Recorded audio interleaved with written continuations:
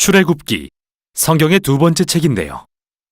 창세기 끝에서 아브라함의 손자 야곱이 70명이나 되는 그의 가족을 이끌고 이집트로 내려갔던 내용에서 이어집니다.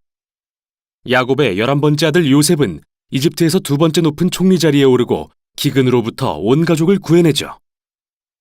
이집트의 왕 바로는 이 가족에게 안전한 피난처를 제공하며 살도록 해줍니다.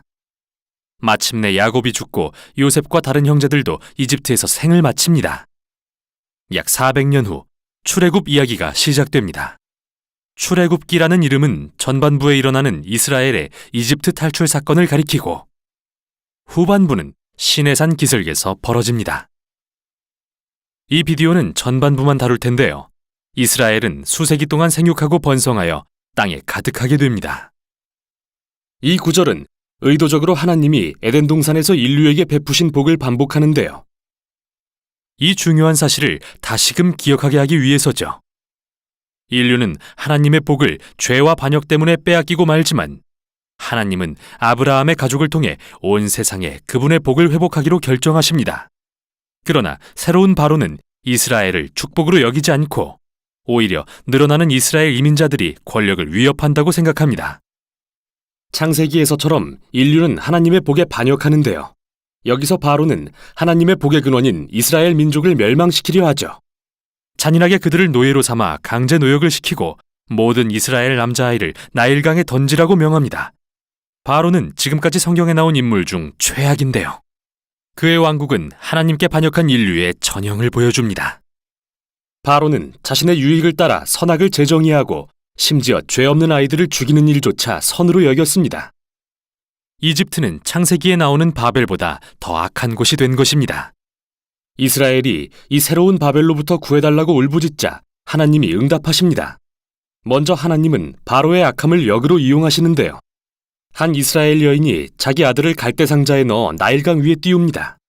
그 아이는 안전하게 떠내려가서 바로의 가족이 되죠.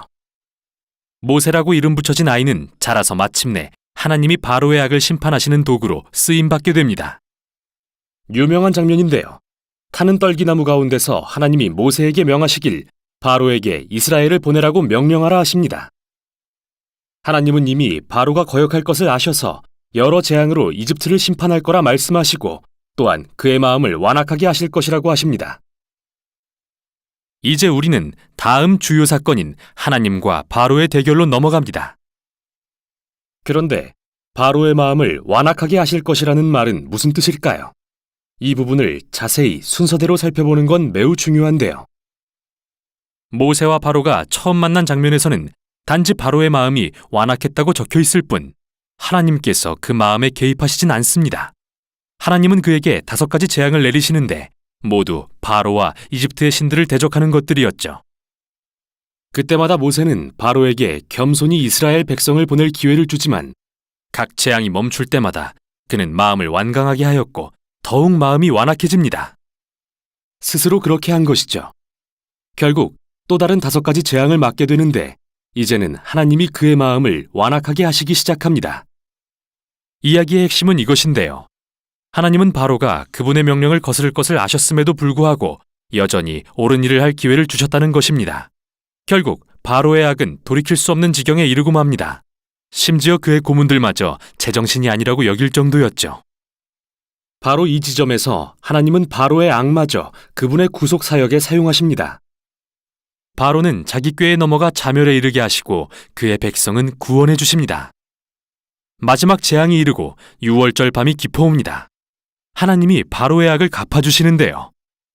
그가 이스라엘 아이들을 살해했듯이 하나님은 마지막 재앙을 통해 이집트인들의 장자를 죽이기로 정하십니다. 바로와 달리 하나님은 어린 양의 피를 통해 탈출할 길을 열어주십니다. 여기서 이야기는 멈추고 이스라엘의 절기인 6월절이 자세히 소개됩니다. 이스라엘이 이집트를 탈출하기 전날 밤 그들은 어리고 흠없는 양을 죽여 그 피를 문설주에 바릅니다. 하나님의 마지막 재앙이 이집트를 뒤엎을 때 어린 양의 피를 바른 집은 넘어가고 장자의 목숨을 구할 수 있었죠. 그래서 이때부터 이스라엘 민족은 하나님의 공의와 자비를 기억하기 위해 매년 이 절기를 지키고 있습니다.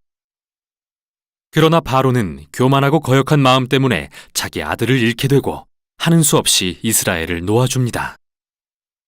그러나 이스라엘 노예들이 이집트를 탈출하기가 무섭게 바로는 마음을 바꾸어 먹습니다. 군대를 모아 최후의 결전을 위해 이스라엘 민족을 쫓아갑니다. 이스라엘 민족은 홍해를 무사히 건너지만 바로는 자멸의 길로 뛰어들고 말죠. 이 탈출기는 성경에 나오는 첫 찬양으로 결론을 맺는데요. 바다의 노래라는 찬양입니다. 마지막 소절에서 주가 왕으로 다스리심을 선포하고 시로 하나님의 나라에 대해 노래합니다. 하나님이 어떻게 세상의 악을 부수시며 악의 노예가 된 자들을 구속하시는지 이야기하고 하나님이 자기 백성을 약속의 땅으로 인도하시며 그들 가운데 거하실 것을 선포하는데요. 이 이야기는 하나님이 왕 되신 백성의 모습이 어떠한지 보여줍니다.